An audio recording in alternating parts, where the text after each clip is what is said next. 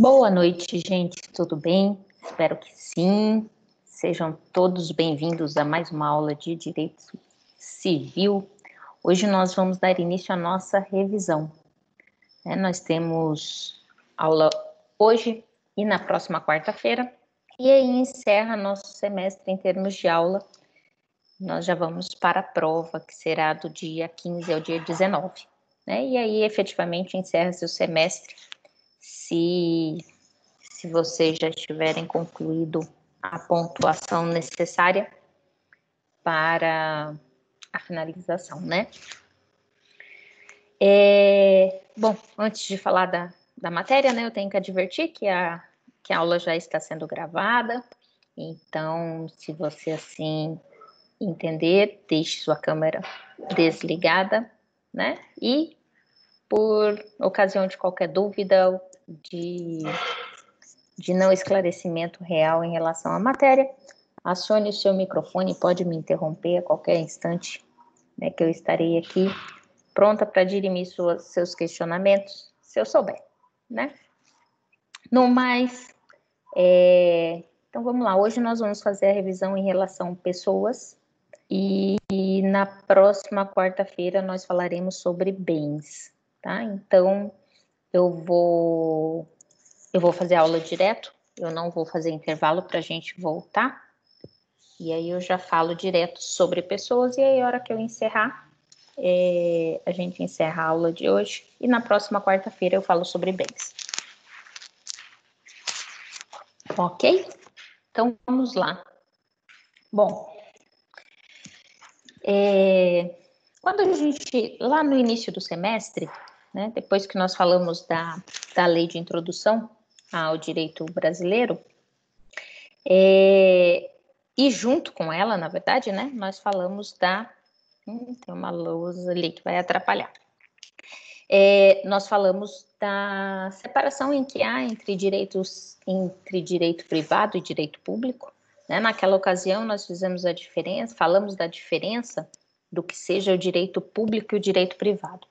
Então, sempre que vocês pensarem em direito público, nós estamos falando na coletividade, o interesse é coletivo, o interesse é social, e enquanto direito privativo, nós estamos falando tão somente da relação ali, do interesse particular entre aqueles que fazem parte da relação jurídica. E o direito civil, ele faz parte desse direito privado, em que as relações jurídicas determinantes do direito aqui, de pessoas privadas, são relações particulares, né? Sobretudo de caráter obrigacional, patrimonial, negocial e familiar. Naquela ocasião, nós falávamos que o direito civil é a parte do direito, é o ramo do direito, que é o direito privado, e que vai disciplinar as relações jurídicas entre as pessoas e os seus bens. Por isso que se fala de caráter obrigacional, patrimonial, negocial, familiar, né? O objeto do direito civil é a tutela dessa personalidade humana, né? Ele vai disciplinar principalmente a personalidade jurídica, o que a gente ainda fala hoje, a família, patrimônio e a sua transmissão, né? São outras partes do direito civil que os senhores verão em outras matérias de forma específica, tá? Os princípios fundamentais do direito civil vai se pautar. Deixa eu tirar o. Vai se pautar em 5 princípios, né? Dignidade da pessoa humana, o fundamento da dignidade da pessoa humana está na Constituição Federal. Então, é o compromisso que se tem de manutenção da vida e liberdade do ser humano, tratar o ser humano como sujeito de direito e não como objeto de direito, né? Dar ao ser humano a especificidade que lhe cabe. Quando se fala em autonomia privada, é o fato desse sujeito de direito ter a liberdade, né, de praticar ou não qualquer ato. Ele pode praticar ou deixar de praticar, assumir ou deixar de assumir obrigação. Isso está inerente à vontade dessa pessoa, né, desse sujeito de direito. Então, cabe a ele fazer as suas escolhas, né? Cabe você fazer as suas escolhas. está ligada ao princípio da liberdade contratual, então tudo aquilo que é lícito não é proibido, né? Então, tudo que é lícito, tudo aquilo que não é proibido, que lhe é permitido, né? E outro princípio é da função social do direito privado, que é a função social da propriedade e dos negócios jurídicos, que tem que compatibilizar, tem que equilibrar essas pretensões particulares dessa relação jurídica com os anseios do coletivo. Então, quando se decide, quando se elabora um contrato, quando essas relações jurídicas estão efetivamente em anseios, eu preciso equilibrar, né, as pretensões desses particulares com a coletividade. Outro ponto é a boa-fé objetiva, né, o princípio da boa-fé, ele se subdivide, né, a boa-fé por si só divide-se em subjetiva e objetiva.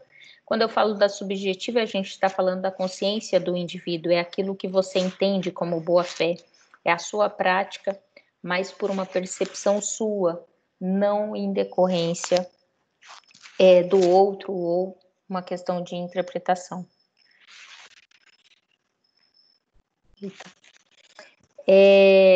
E a questão da boa-fé objetiva, que efetivamente é o que transparece no direito civil e que faz parte, né, de forma específica do direito civil, é a boa-fé objetiva, no que significa um padrão de conduta, né? Aquilo que o código ele coloca como um padrão de conduta, não é o que você acha que seja, não, mas é a forma como deve se conduzir, como deve fazer as coisas, é como se fosse uma receita de bolo. Você o faz de acordo com aquilo que já está pré-determinado.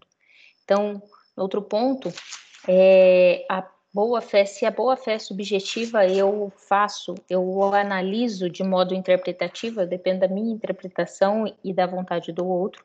Na boa-fé objetiva, não. É a forma comportamental já preferida, pré-determinada pelo próprio código, tá? E aí o quinto princípio está dentro da responsabilidade, que é aquele que evidencia, né, a ideia, aquele que causou dano ao outro vai ficar obrigado a reparar, tá? Então, sempre que há a causa de algum dano em relação ao outro, né, se você o fez por dolo, culpa, fica-se obrigado a reparar esse dano.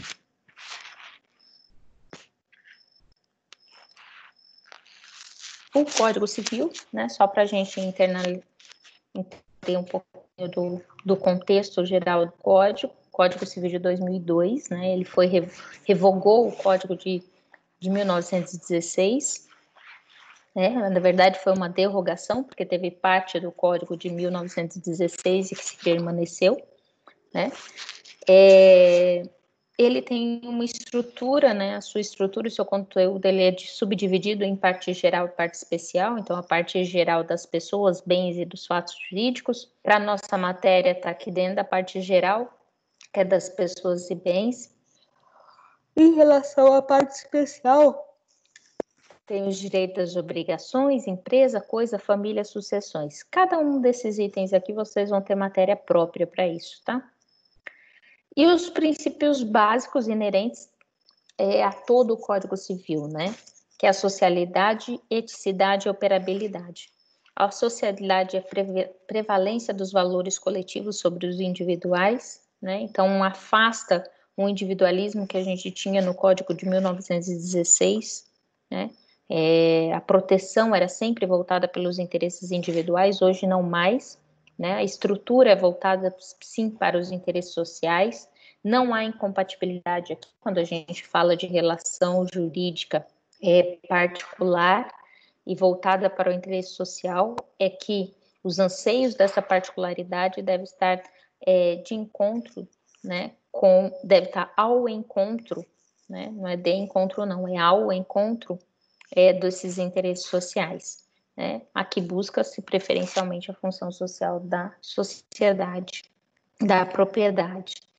Então, no caso da eticidade, é que todas as relações são particularizadas pelo Código Civil, deve priorizar a equidade, boa-fé, justa causa. né? Então, o juiz vai prestigiar valores de probidade e boa-fé, né? Ou seja, aqui é você agir com ética, né? Na contratação, em todas as relações de cunho civilista. A operabilidade é porque o Código Civil de 2002 ele elimina alguns institutos jurídicos que dificultava essa relação jurídica, né, causava alguns entraves, né, em relação a essas relações jurídicas particulares, e aí o Código Civil de 2002 ele vem e operacionaliza isso, né, facilita em algumas coisas, elimina alguns institutos, criam outros institutos, que vai viabilizar e satisfazer essas relações no seu cunho operacional.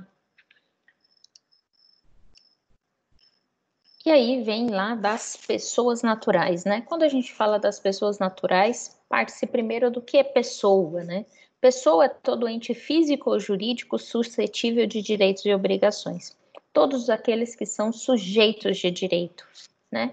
Então, são suscetíveis tanto de direito quanto de obrigações. Mas e a pessoa natural ou física, né? Pessoa natural ou física é todo ser humano, né? Que é considerado sujeito de direitos e deveres. Está lá no artigo 1º do Código Civil, vai dizer que toda pessoa é capaz de direitos e deveres na ordem civil.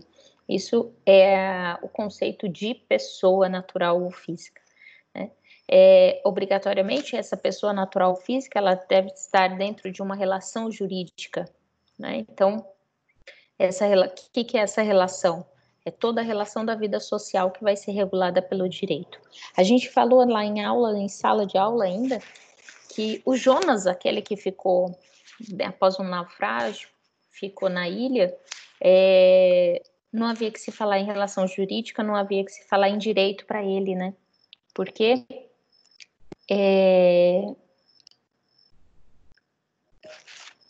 para ele sozinho não há o que regular, né? Eu só tenho o direito, a existência do direito, numa relação jurídica em que eu tenho uma vida social, né? O sujeito dessa relação jurídica vai ser sempre humano, mesmo que seja na condição de ente social. Mesmo quando a gente está falando de pessoa jurídica, enquanto sujeito de direito, por trás dessa pessoa jurídica eu tenho uma pessoa física ou os bens dessa pessoa física. Opa, desculpa. E essa pessoa física, ela adquire a personalidade, que é a aptidão genérica para adquirir direitos e contrair obrigações ou deveres na ordem civil. Então, essa pessoa física, ela precisa ter personalidade. E a personalidade, ela, de acordo com o Código Civil de 2002, ela nasce com a vida, né? Com o nascimento com vida. Então, a personalidade jurídica, ela vai ter nascimento, inicia-se, né? Vai ter sua gênese com o nascimento com vida. Então, para a teoria natalista, né, o nascituro, que é aquele que está por nascer, ele ainda não tem personalidade jurídica, tá? Porque juridicamente, né, aquele bebezinho lá que está na barriga de alguém ainda não é considerado uma pessoa para o direito, tá? Em que pese, gente, a lei, ela põe a salvo direitos do nascituro desde a concepção, tá? Ele tem, a bem da verdade, expectativa de direito. Essa condição é suspensiva. Por que é suspensiva? Enquanto ele ainda não nasceu, ainda é expectativa. O direito ele só vai ter mesmo a partir do nascimento com vida. Outra teoria que se fala em relação à doutrina, mas ela não está no Código Civil de 2002, é a teoria concepcionista, que o nascituro já teria essa personalidade jurídica desde a concepção, né? Então, apenas para certos direitos, como patrimoniais, que dependeria do nascimento da vida.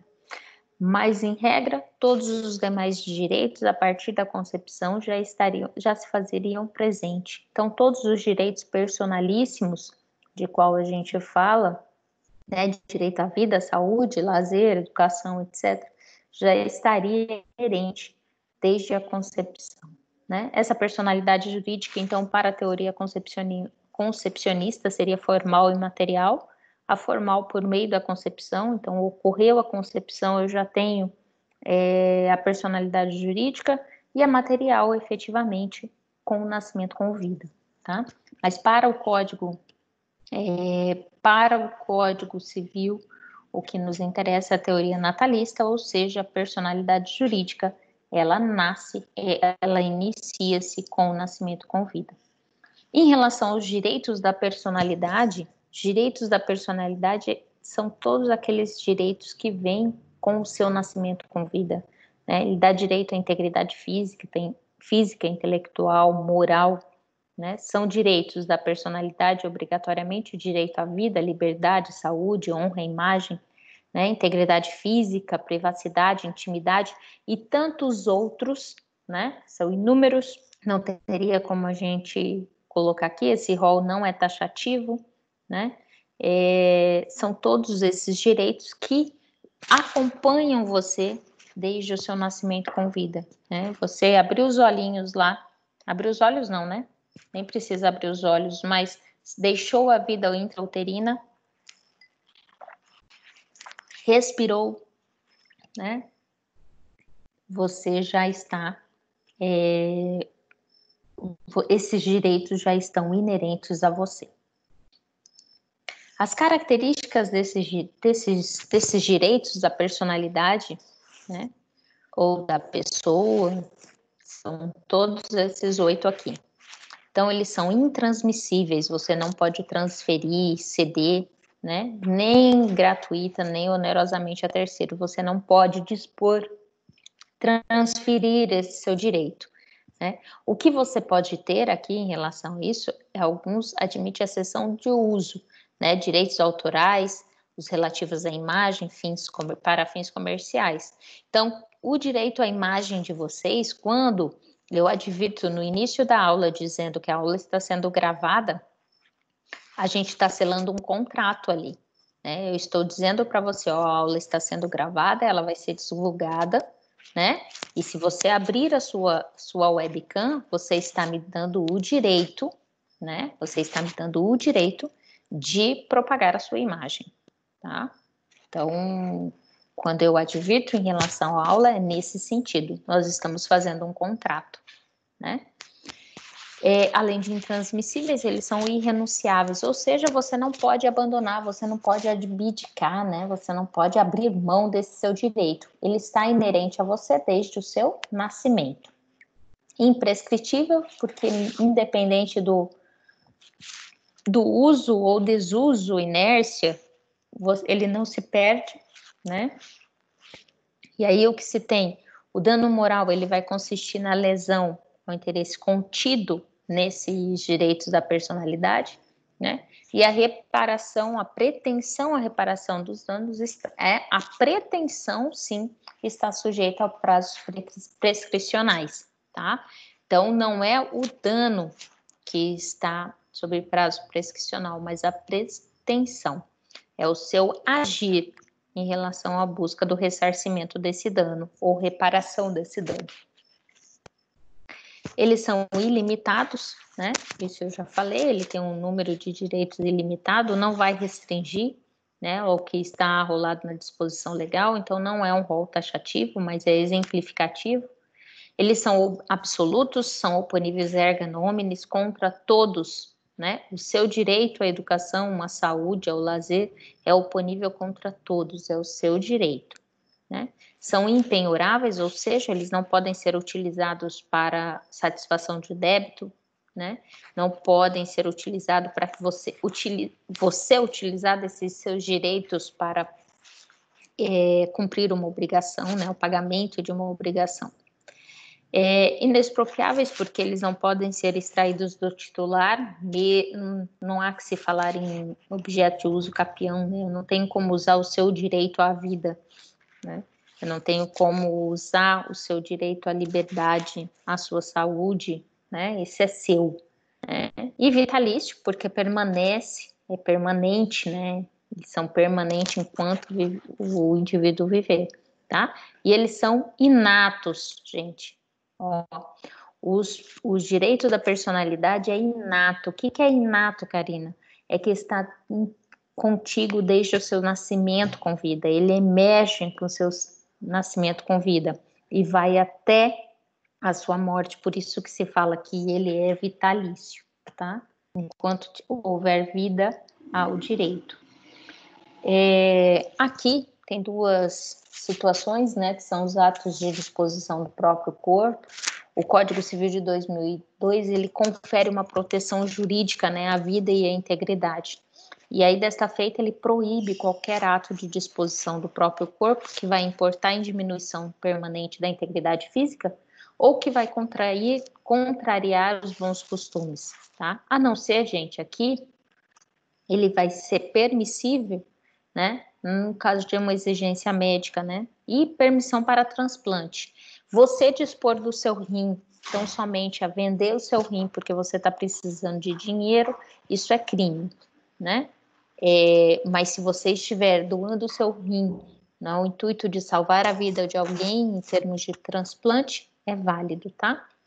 Então, depois da morte, é óbvio, você tem a possibilidade de dispor do seu corpo de forma gratuita, né? Ninguém pode vender o seu corpo, seja para uma universidade para estudo, ou seja para qualquer outra situação.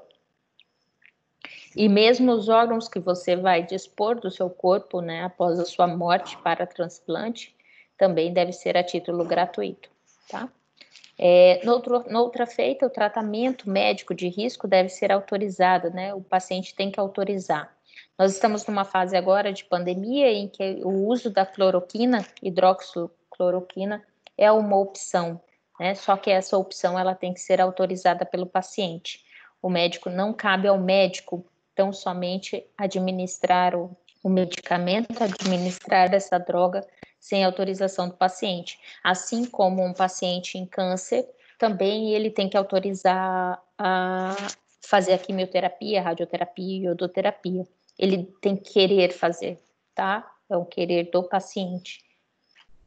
Se o médico administrar sem essa autorização do paciente, ele pode sofrer processo judicial por isso.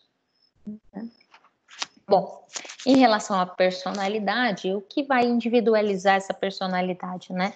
Principalmente o nome, né? Nome, estado e domicílio. Então, nome, a gente tem os elementos, que é o seu pré-nome, seu primeiro nome. Patronímio é o seu sobrenome ou apelido familiar. E agnome é o que vem, né, em relação à mesma família para se distinguir. Eita, que tô com sono. Desculpa te interromper, Então, professor. Você está em qual slide mesmo? Slide, quer dizer? eu estou no slide 11. No slide 11, Ok, Paulo. obrigado. Mas ele está travado, você não vai conseguir mexer nele. Já estou no 11, consegui. Senhora. Oi? De mexer, não é a senhora que tá passando, não, é a gente. Não, eu que estou passando. Pra senhora só. Aqui no celular da gente, quem passa somos nós. Ah, é? Sim. Então Eu estava tá. atrasado para ver o primeiro slide, só para adiantar o conteúdo. Então tá. Bom, ele não estava travado agora. Acho que agora vocês não vão conseguir passar, porque agora eu travei. Mas se der qualquer problema, vocês me avisam. Agora travou, né? Uhum.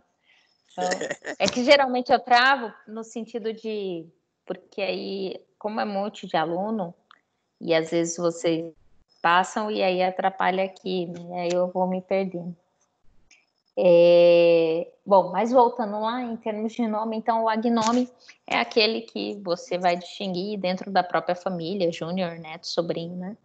E a mudança de nome, gente, em regra, ela é imutável, né? O nome que os seus pais escolheram, ou sei lá quem escolheu o seu nome, ele, em regra, é imutável. Mas essa, como tudo no direito, tem as suas exceções. Então, se seu nome foi fechatório, né? Então, eu me recordo que lá nos idos de 1980 tinha alguém que foi registrado com 1, 2, 3 de Oliveira 4, fotocópia, xerox, e tinha vários, né? Virava e mexia, o cartório emitia uma nota, assim, com todos os nomes, e alguns nomes bastante esdrúxulos, né? Então, esses nomes vexatórios têm a possibilidade de mutabilidade, erro gráfico, né? Essa alteração do nome pode ocorrer no primeiro ano após a maioridade, né? Então, fez ali 18 anos, você pode requerer essa alteração. Casamento também altera. Na verdade, o casamento não é nem o primeiro nome que vai alterar, né? Geralmente vem o patronímio, porque ou acresce, ou tira todo o nome da sua família e acresce o nome do seu esposo, ou acrescenta, né, o nome do esposo no nome da mulher, né? O do homem não altera, tá? Desde isso, né, desde essa imposição em relação ao nome, a nossa sociedade é bastante patriarcal. Preserva-se o nome do homem, né? A transexualidade também, a adequação do nome de acordo com o sentimento e fisionomia da pessoa, e outras possibilidades que a própria legislação assim excetua, né? Em relação ao Estado, é a posição na família, na sociedade, então é o Estado civil, o Estado político, né? Estado civil, o fato de ser solteiro, casado, viúvo, divorciado, né? Estado político, o fato de ser brasileiro nato, naturalizado, estrangeiro, então isso vai individualizar você diante daquela coletividade, né? E aí a gente ainda tem a questão do domicílio, né? O domicílio é o local onde a pessoa escolhe, Professor, né, e responde. Oi, o Obadias conseguiu entrar? entrou. Ah, então tá. Pelo menos eu acabei de... Deixa eu ver se ele entrou. Entrou. Ele pediu autorização, eu dei aqui. Então, quando você fala no domicílio, né, esse local onde o indivíduo responde, ele escolhe por responder suas obrigações, né, ele estabelece como a sede principal da sua residência, né. O Código Civil, ele autoriza, né, ele admite uma pluralidade de residência e domicílio, mas onde que está a diferença, Karina? Quando a gente fala em domicílio, a gente precisa ter dois elementos, né, que é o objetivo e o subjetivo. O objetivo é a residência, né, é um mero fato material, é o lugar onde você escolheu para habitar. Tem a intenção de permanecer, mesmo que dele você se ausente, mas é um local onde você tem intenção ali de permanecer. E o subjetivo, né? Subjetivo eu tenho que ter um ânimo definitivo, né? O meu modo, eu quero fixar ali de forma permanente. Então, para que eu tenha, né, a residência é o local onde eu permaneço, eu tenho a intenção de permanecer, mas ele pode ser temporário, né? Eu não tenho esse ânimo definitivo.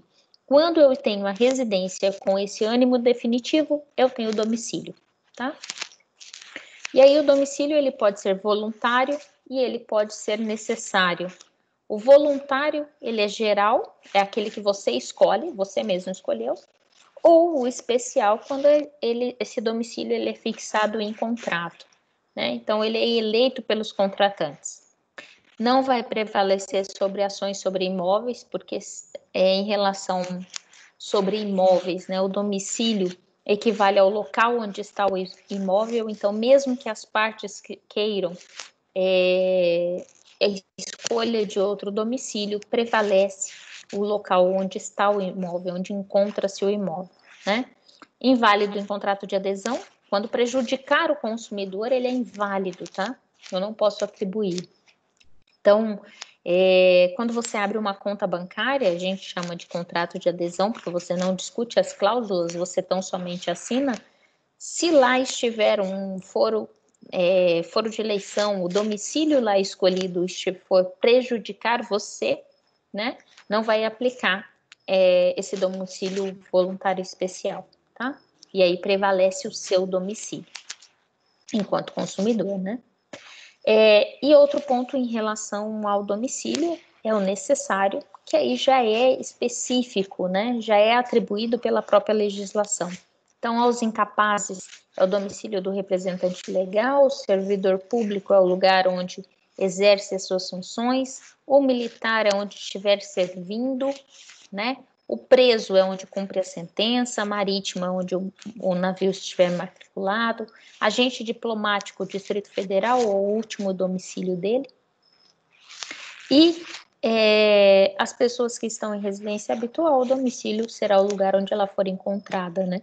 Então, se ela tiver várias residências, o local onde ela for encontrada vai ser considerada como domicílio.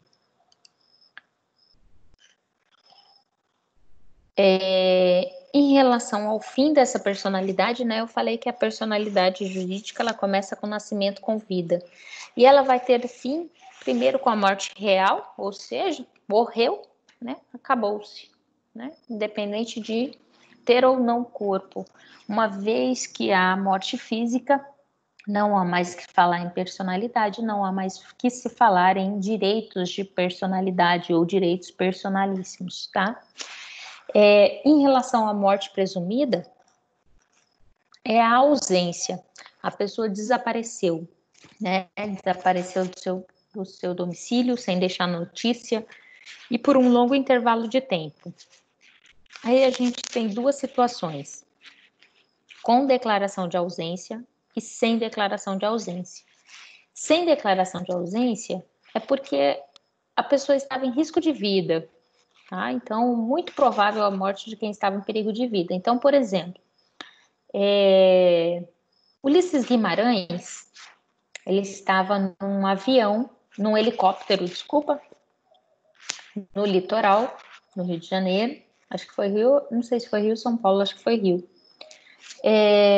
E esse helicóptero foi de encontro a uma tempestade, né?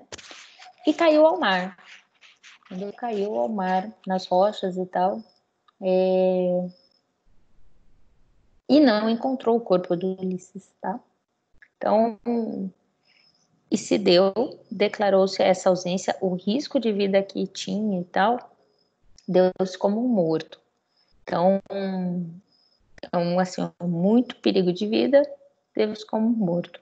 Então, outra situação, assim, um acidente, naufrágio de um navio, alguma coisa desse tipo, eu estou em perigo de vida, né? Muito provável que tenha ocasionado a morte, tá? Ou ainda quando desaparecido em campanha ou feito prisioneiro. Campanha em guerra, tá? Ou feito prisioneiro. Se ele não for encontrado até 2 anos após cessar a guerra, é considerado morto, tá? E essa morte é presumida e eu sequer preciso de uma declaração judicial para isso, tá bom? Eu vou precisar tão somente o atestado faz-se o atestado de óbito de acordo com a declaração tão somente. Agora, e a declaração de ausência? A declaração de ausência é quando alguém some por muito tempo sem deixar notícia, mas ela não estava em nenhuma situação de risco, tá? Ela não tinha nenhuma situação de risco. Então, nessa situação, o que vai haver? Eu tenho a abertura da sucessão, né? Então, em primeiro momento, de forma judicial, o juiz declara um curador, alguém que vai cuidar dos bens, né, vai administrar os bens do ausente. Em ato sequente, ele faz a sucessão provisória, ou seja, ele vai dar posse, né, aos bens do ausente aos herdeiros.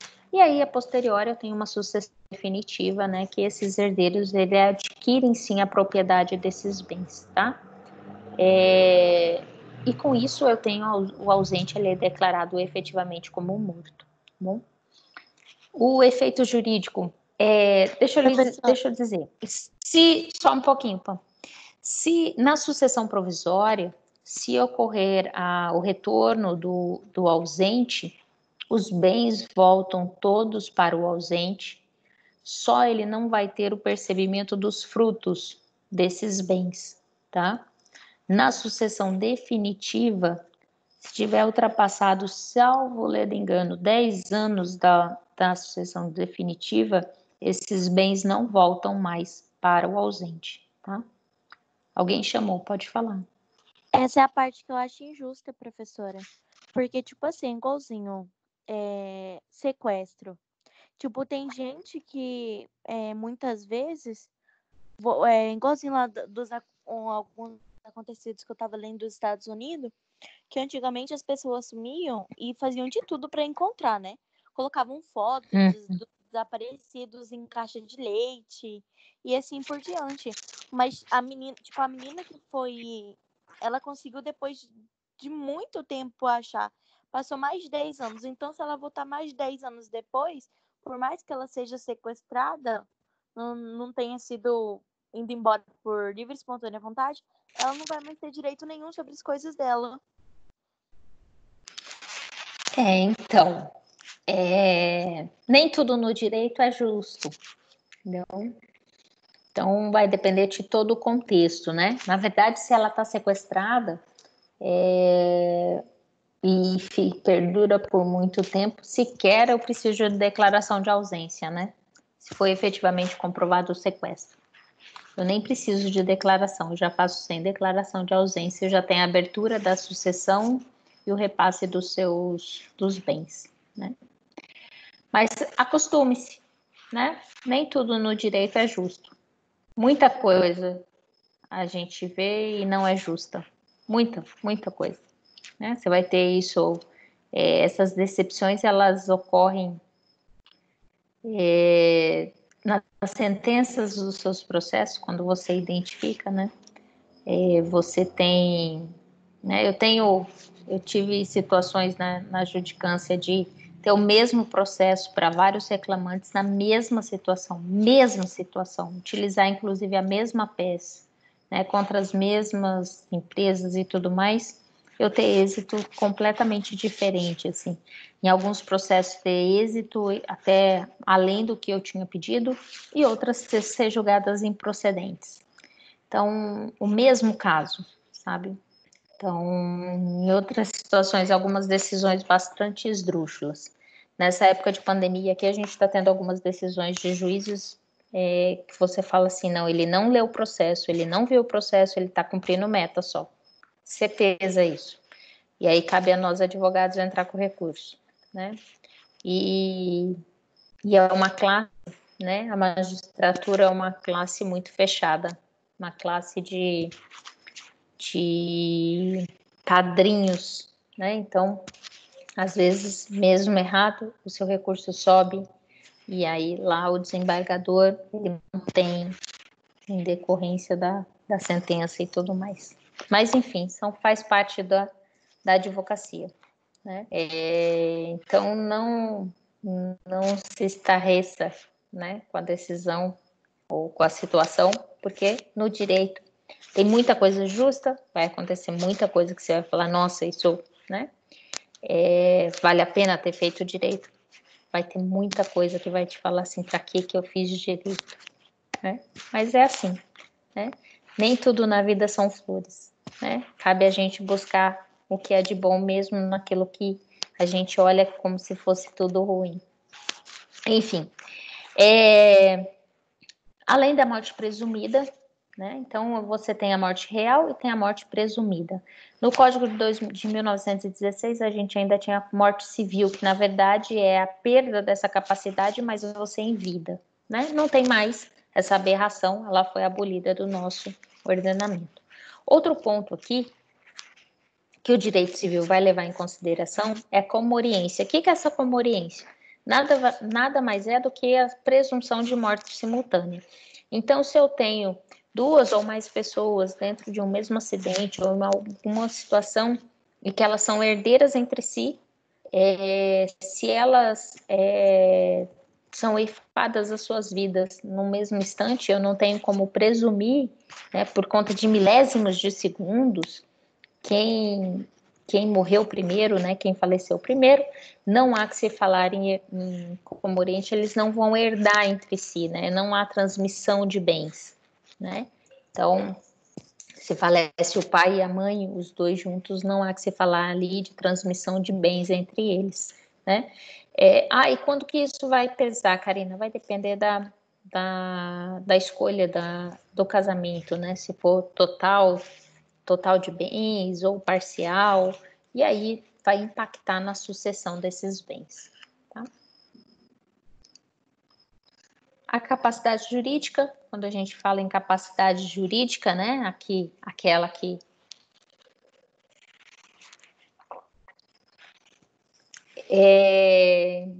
aqui a gente pode considerar como uma extensão da personalidade, tá? Mas não entendam capacidade jurídica sinônimo de personalidade jurídica, tá? Não é, tá bom? Porque a capacidade jurídica a gente vai ter uma divisão entre elas, então eu não posso tratar como sinônimo, tá? Então, capacidade jurídica do indivíduo, ela pode ser considerada sua extensão, o que ele pode e o que ele não pode fazer, né? Então, por isso que fala em maior ou menor grau dessa personalidade jurídica. Então, a capacidade, o que ela é? Nada mais é do que a medida dessa personalidade. É o que você está apto ou não a fazer naquele momento, tá? Então, essa aptidão genérica, né, do sujeito de direitos e obrigações, e ele vai estar inerente à personalidade, ela é inerente a todos os indivíduos, e a gente falou que a personalidade, ela nasce, ela inicia-se com o nascimento com vida. Agora, a capacidade, ela vai estar definida entre capacidade de direito e capacidade de fato. Capacidade de direito, ela se confunde com o conceito de personalidade, tá? Por quê? Capacidade de direito é a capacidade que todo mundo, né, adquire com o nascimento e perde com a morte, que é o que está lá no artigo 1º, que é o conceito de personalidade. É o fato de você ter capacidade de adquirir direitos e contrair obrigações. Isso é capacidade de direito, isso é personalidade. Agora, eu tenho ainda a capacidade de fato. O que é essa capacidade de fato ou de exercício? É o momento pelo qual você pode usufruir dessa aptidão. É o momento que você pode praticar validamente esses atos da vida civil. Eu tenho direitos, né? Eu tenho direitos e eu posso contrair obrigações na vida civil, mas quando eu posso fazer? A todo instante, desde o meu nascimento com vida, eu já posso fazer? Não, né? E aí é o que determina essa capacidade de fato. Então, todas as pessoas têm capacidade de direito ou de gozo. Isso já nasce com você. Você nasceu com vida, tá lá a sua capacidade de direito ou de gozo. Agora, nem todo mundo vai possuir essa capacidade de fato e de exercício. E aí a gente vai tratar isso como incapacidade. Ou seja, àquele ponto você ainda não é capaz o suficiente para exercício do seu direito. Você não tem a capacidade de fato e de exercício naquele momento. Então, é a restrição que se coloca aos exercícios desses atos da vida civil, né? É o que a gente vai chamar de deficiência jurídica. Falta ainda alguma coisa para que você exerça a sua capacidade civil de forma plena. Então, a gente tem o tipo a incapacidade absoluta, ou seja, esses não podem mesmo, tá? E aí o Código Civil de 2002, ele começava dizendo que cabia-se aos menores de 16 anos, o que a gente chama de menores impúberes, tá? Os que, por enfermidade ou deficiência mental, não tiverem o necessário discernimento para a prática dos atos civil, ou os que, mesmo por causa transitória, não puderem exprimir sua vontade. Isso era o que o Código Civil dizia logo lá do início da sua vigência. Porém, senhores, com a lei de deficiência física, dos deficientes físicos, esse artigo, o artigo 4º aqui, ele foi alterado, tá? Então, hoje não conta-se mais todos os termos que falam em relação à deficiência mental, não tiverem o necessário discernimento, não cabe como incapacidade absoluta, tá? Essa parte do artigo, ela foi revogada, ela foi excluída. Então, assim como na incapacidade relativa, no inciso 2º e no 4º, vai dizer dos ébrios habituais, né, os viciados em tóxicos, por deficiência mental, tiverem discernimento reduzido, e os excepcionais, sem desenvolvimento mental completo, também não faz mais parte do Código Civil. Foi 2 incisos que foram revogados, tá? Eles foram revogados pela lei de deficiência, né? Então, em relação a eles, eu não trato mais na norma geral, que é o Código Civil, e eu vou tratar na norma especial, tá bom? Então, exclui eles. Se vocês abrirem o livro de vocês lá, o Direito Civil, que a gente tem no AVA, já excluiu isso, tá bom? Então, faço a ressalva aqui, em que pese esteja no meu slide, eu coloquei de forma proposital para a gente falar em relação à revogação, tá bom? Então, os incapazes absolutamente. Por que é isso, esses incapazes absolutos? Porque eles, pelos atos sozinhos, eles não podem exercer, né? Eles não vão ter a capacidade jurídica para exercer, eles não vão ter a capacidade de fato, né? Ou de exercício para exercer os atos da vida civil. E a incapacidade relativa, eles podem, de forma relativa, exercer essa capacidade. Então, em relação aos índios, eu já falei, aulas pretéritas, né? Ela é regulada pela legislação especial e quem faz os resguardos dos indígenas trata-se da FUNAI. Mas como que eu vou suprimir, Karina, essa incapacidade, seja ela absoluta ou seja ela relativa? Em relação aos absolutamente incapazes, a gente vai suprimir pela representação. Então, eles vão ser representados, tá? Ele é proibido totalmente, né, do exercício do direito. É o que a gente chama de incapaz, né? Então, você que tem menos de 16 anos, você é um incapaz, né? Creio eu que não tenha ninguém aqui. Eu acho, né? Mas, enfim, se tiver antes dos 16, só que antes dos 16 você ainda, e se não casou, não teve qualquer outra situação de emancipação, você é chamado de incapaz para o direito, né? E aí, o que acontece? Se os atos praticados por esses incapazes não estiver sob a representação, né, sob a tutela, né, de alguém, esses atos são nulos. É como se não existissem. Trata-se de inexistência aqui. Ele não vai ter inexistência decorrente da sua validade. E no caso dos relativamente incapazes, a gente tem a assistência. Essa incapacidade relativa, ela permite, né, os atos da vida civil, mas desde que assistidos. Então, aqueles que são relativamente capazes, eles exercem os atos, mas são assistidos, né? Tem que ter o aval, né, daquele que o assiste. Então, no caso dos incapazes, não há isso. Ele não exerce por si só. Quem exerce os atos por ele são os representantes, tá? Então, o assistente ele vai acompanhar os atos do relativamente incapaz, enquanto o representante ele responde pelo absolutamente incapaz, né?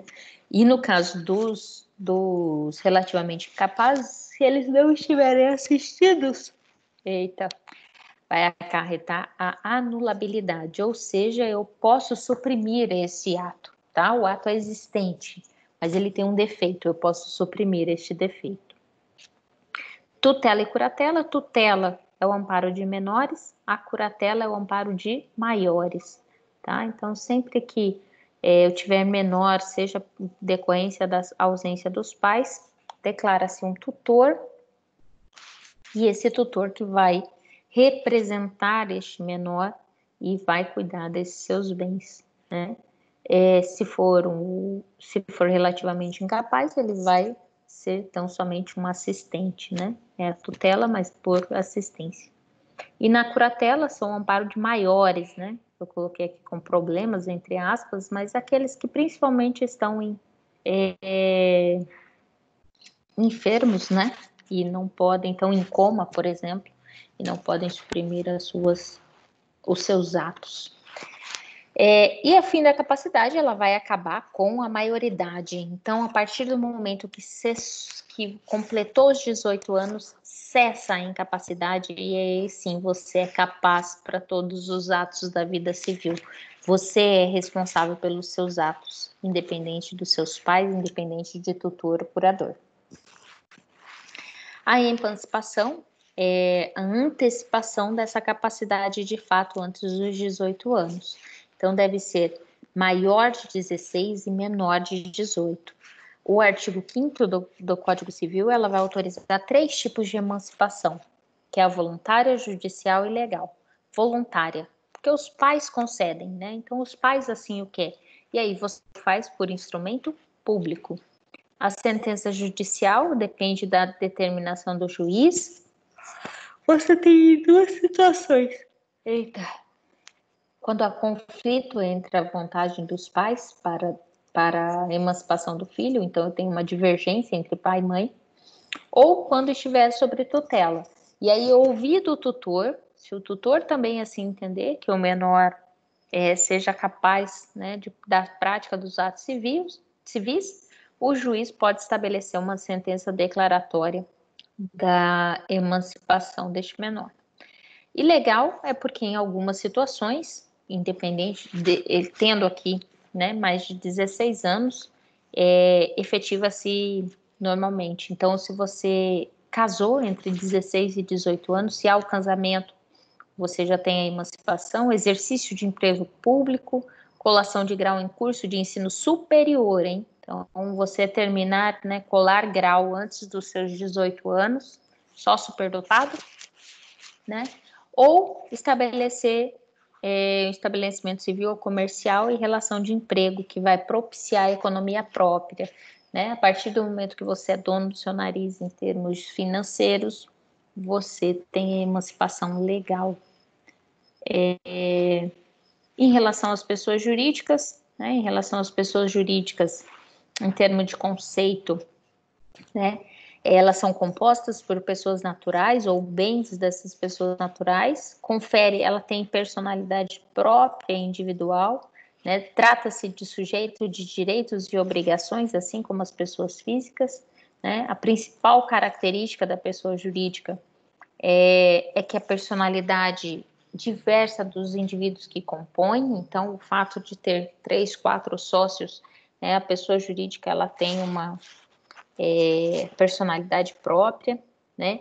Em regra, os bens dos sócios não podem responder pelas dívidas da sociedade, e a natureza jurídica, né? O que vai ser a teoria da realidade técnica, né? Ou seja, a pessoa jurídica existe de fato, não é uma mera abstração, né? E o que determina é a vontade e objetos próprios, né? O direito fala em outras 3 teorias, que é a teoria da fixação, né? A criação da pessoa jurídica é uma criação artificial, da lei, da doutrina, é uma invenção, né? A realidade objetiva é que a pessoa jurídica nasce por imposição de forças sociais, pela comunidade, pela sociedade em si, pelo trâmite comercial, né? E a realidade jurídica é que as pessoas jurídicas são organizações destinadas a um serviço específico, né? E analisa a relação social e não a vontade humana, não decorre de você enquanto sócio ou criador de uma sociedade, pessoa jurídica, né? Essas 3 teorias não são adeptas do Código Civil de 2002, mas sim a teoria da realidade técnica. Classifica-se quanto à nacionalidade, ela é nacional ou estrangeira, aqui não precisa muitas delongas. Quanto à estrutura interna, ela pode ser de corporação ou de fundação, então corporação é um conjunto de pessoas, né, que junta-se e goza de certos direitos e exerce meio de uma vontade única, então os sócios, né, quando a gente pensa numa pessoa jurídica nacional e que você tem enquanto corporação, é porque eu tenho sócios que se juntaram numa vontade única. E a fundação, o que faz da fundação, né? Se a corporação são as pessoas, na fundação é o patrimônio personalizado. O que define a fundação é o seu patrimônio. Em relação às funções e capacidades, ela pode ser de direito público ou de direito privado. Direito público, de direito público interno, né? Pessoa jurídica de direito público interno. Então, eu tenho União, Estados, Distrito Federal, território, município, autarquia, fundação, demais entidades. Aqui, gente, ó, União, Estados, Distritos, Distrito Federal e Território é interno. Externos são os estados estrangeiros e organismos internacionais. Quando a gente fala no Brasil, República Federativa do Brasil, nós estamos falando de pessoa jurídica de direito público externo, tá? Pessoa jurídica de direito público externo. Trata-se da República Federativa do Brasil, tá? Agora, quando eu estou falando da União, estados, que são os entes federativos, aí ele é interno, é só dentro do território, tá? E aí a gente tem ainda, isso é de direito público, do direito privado, a gente tem as fundações públicas de direito privado, fundações particulares, organizações religiosas, partidos políticos, associações, sociedade simples ou empresária. Quando a gente fala em fundação pública, né, direito público ela é instituída diretamente por lei específica, e no caso do direito privado, é instituída por próprio ato do Poder Executivo, então seja presidente, seja governador, seja prefeito, e autorizada por lei específica, tá? De acordo com aquele que está instituindo. Constitui-se, né, exige uma pluralidade de pessoas ou de bens e tem uma única finalidade específica. A empresa, obrigatoriamente, ela tem que ter uma atividade específica. Eu não posso ter várias atividades que não são correlacionadas dentro de uma mesma pessoa jurídica, tá? Os requisitos, o principal deles é a vontade humana, né? Affectio sociedades, vontade de sociedade, afeição à sociedade, a intenção de criar essa entidade distinta dos sócios.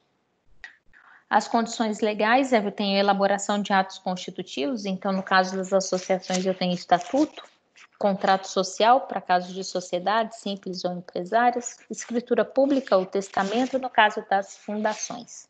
O registro, se a capacidade civil inicia-se com o nascimento com vida, né, a personalidade jurídica inicia-se com o nascimento com vida, para a pessoa jurídica, ela tem a gênese com o registro, e eu faço esse registro ou no cartório, né, ou na junta comercial, de acordo com a situação, né. E outro ponto de requisito, eu tenho que ter um objeto lícito, né, se não for lícito, não há que se falar em pessoa jurídica, não há que falar em constituição de uma pessoa jurídica.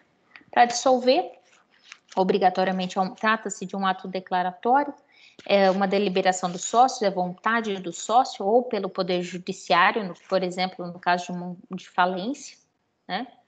E a ideia de dissolver é de cessar as atividades dessa pessoa jurídica, né? Mas, Karina, só a dissolução já acarreta, né, ao cessar a atividade? Não.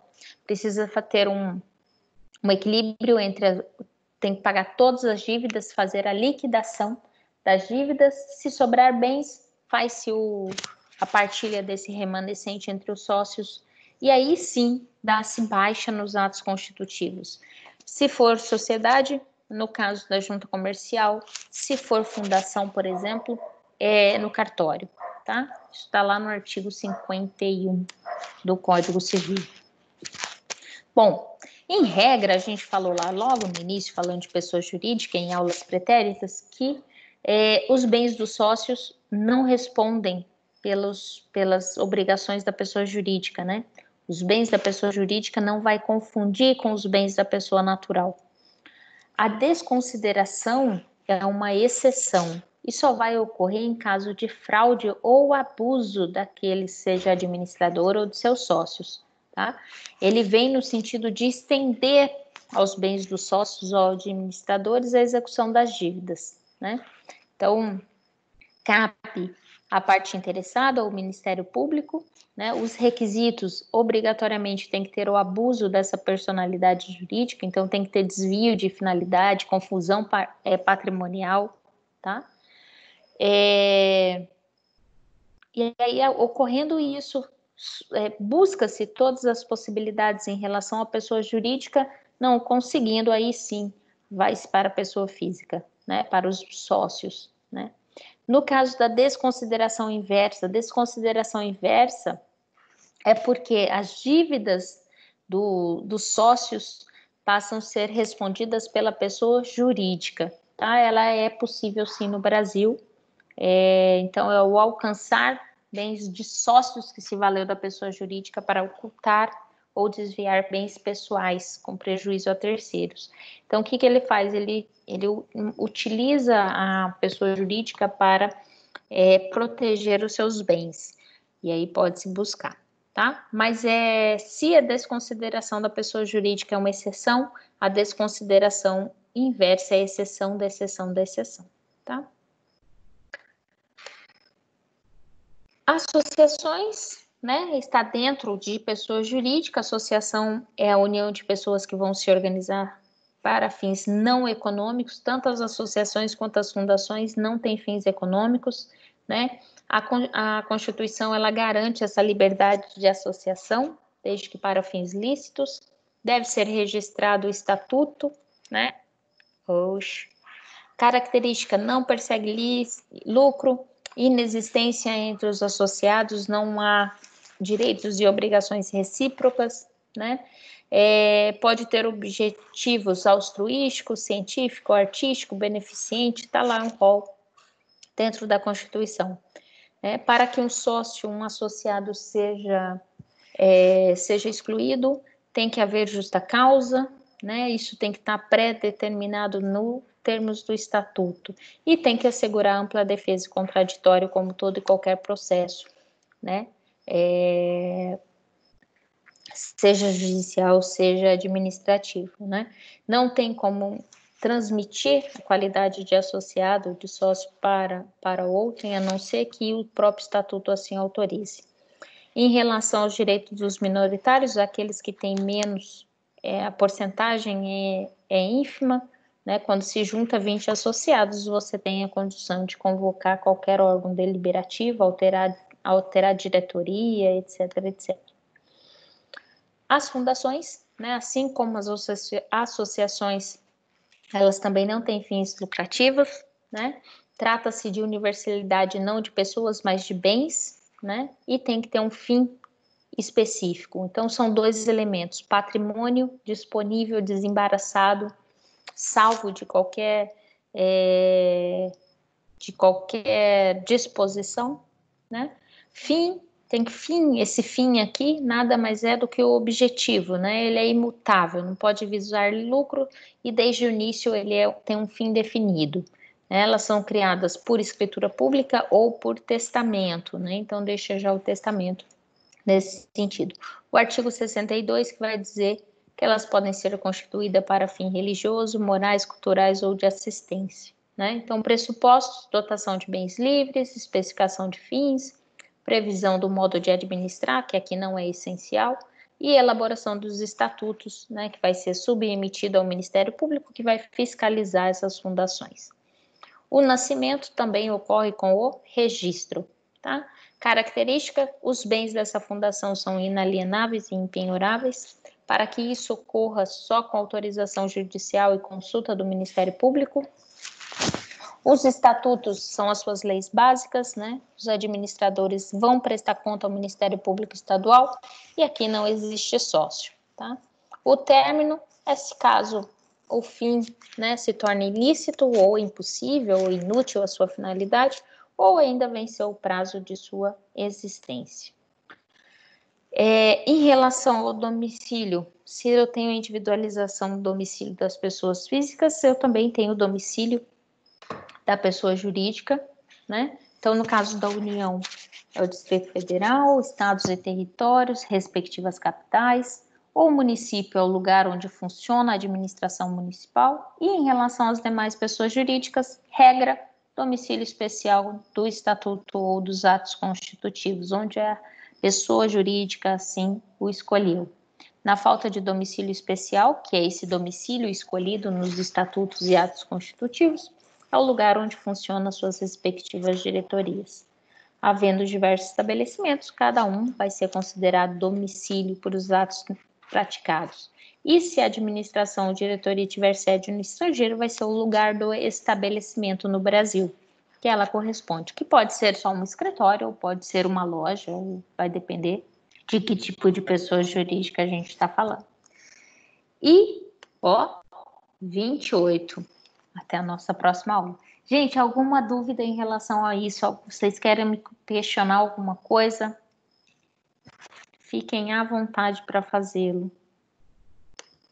Prof, vou dar um exemplo aqui. Tipo assim, em relação à IPTU, tipo aqui no município, o município em si, a prefeitura não deu escritura para a sociedade em si. Tipo assim, a sociedade tem esse argumento que tipo não vai pagar o IPTU porque não tem a escritura. E o que acontece?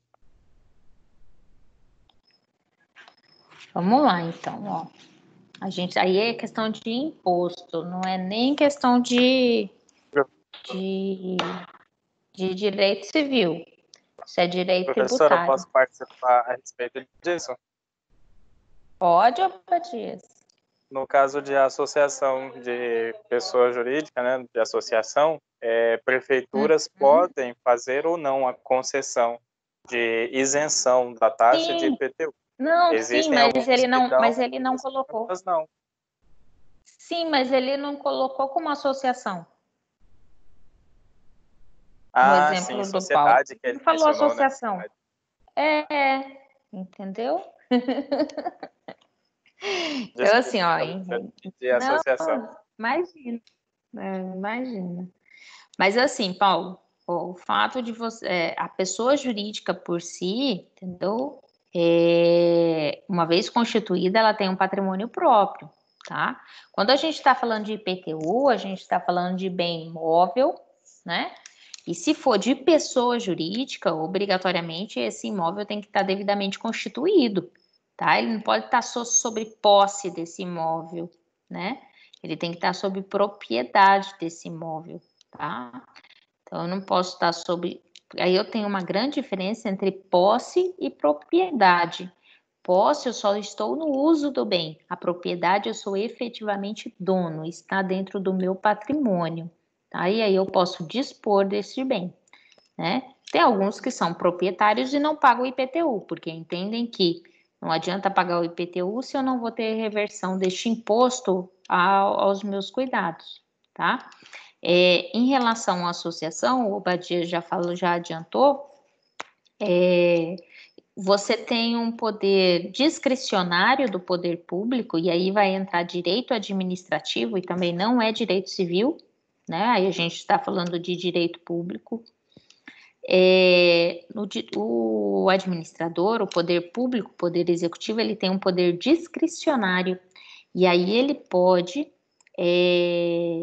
colocar, né, não devido ao pagamento do a isenção do IPTU para algumas associações, pode efetuar a isenção de IPTU para algumas outras PJs que ele assim o entender. Mas é um poder discricionário do Poder Executivo. E aí envolve direito administrativo, direito tributário e não direito civil, tá?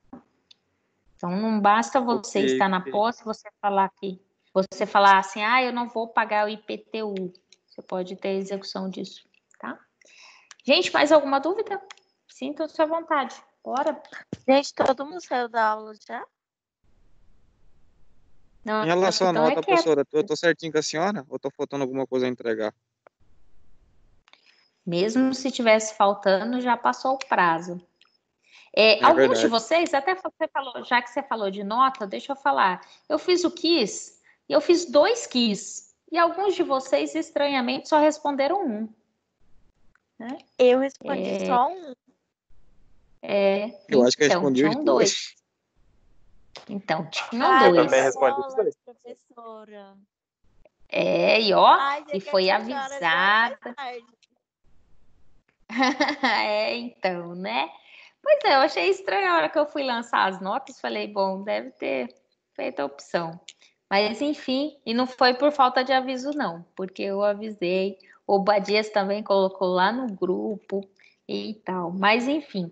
Mas as notas estão todas lançadas. A prova de vocês eu até fiz hoje, né? Quanto que valia um quiz? Tinha É a um que senhora valia que fez a prova, 600 e outro... professora?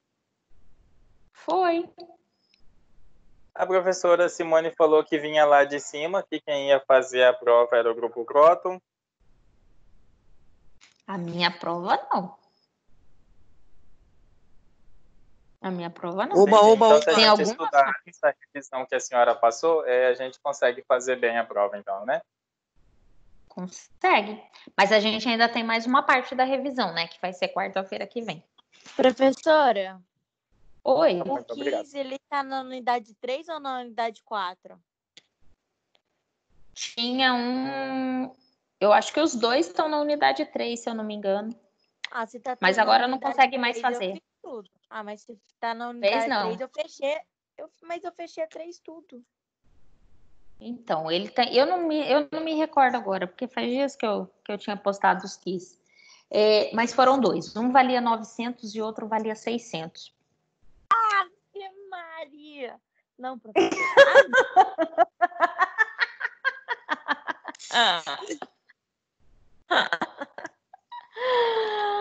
Chora não. Ó, a nossa prova vai ser dia 15 e tal, mas eu falo dela na nossa próxima aula, tá? Eu vou falar de bens e aí a gente conversa um pouquinho, porque vai ser o nosso último encontro.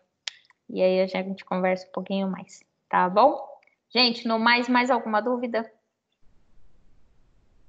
Não, professora, obrigado. Não. Se Só não, um ó, presente muito... aí, né, professora?